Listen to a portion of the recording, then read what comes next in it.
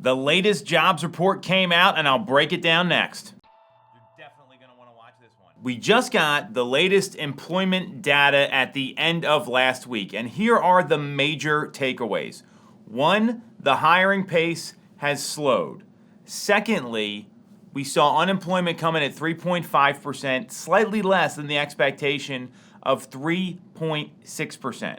And the chief economist over at Ziprecruiter, Julia Polak, said she had never seen a jobs report that was so in line with expectations over the past 2 years. She was a little shocked. So this is a positive report.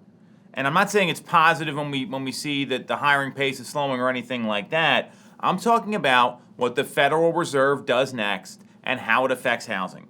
Because this report, there's no concerns about the labor market anymore. At the next Fed meeting, they're not going to be worried about what's happening with employment, the unemployment rate, the hiring rate. This is a check mark for the Federal Reserve, and they can eliminate concerns about the labor market.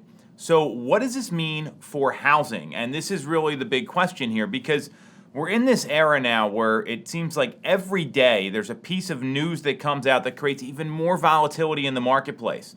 And rates are up and down and all over. So in anticipation of this jobs report, we saw the end of last week that mortgage rates came down, and we were seeing people getting quoted 6% on a 30-year fix. So that's really good news because that eliminates affordability issues, that creates more demand for sellers, and it also creates people more willing to move and maybe give up a lower rate they already have locked in because their motivation is so strong.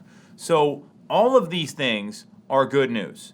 Now, the other question that we've got here is what's happening with inventory. This has been one of the biggest complaints that buyers and sellers have had, especially the sellers have to go buy something. There's nothing else out there. That's who we're talking about. This has been the biggest complaint we've had over the past 2 years at this point.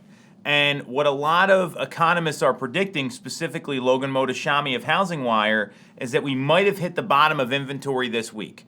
Historically, we saw on April 9th in 2021, when Easter holidays were a little later, we saw inventory bottom out for the spring market right around April 9th. This past year in 2022, it was much earlier. It was in early March on March 6th, but Easter was earlier. So there's some trends here that through very educated guesses and assumptions, we might be seeing a bottom of inventory. So what does all this mean for the market? So with rates coming down to 6%, that's good news for sellers because buyers can afford to pay more for their home. They can afford a higher priced home with a lower monthly payment. So that's really good news for sellers.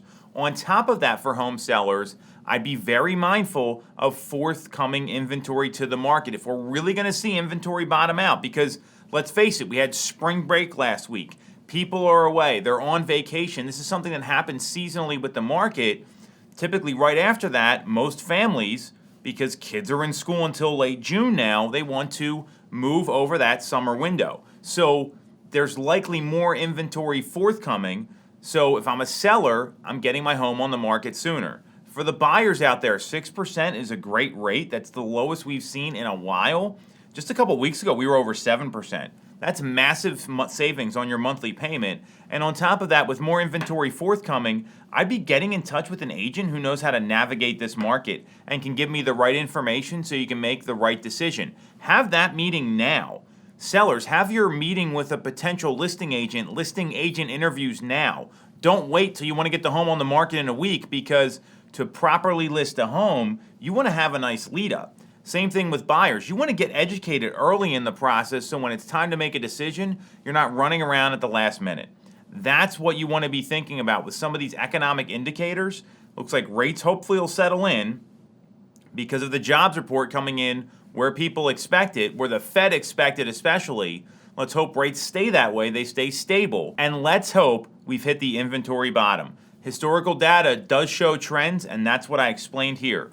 And if you're thinking about making a move, don't wait until the last minute, or you don't wait until you see the home you like, or when you're ready to list. Have these conversations now so you can be operating ahead of the curve.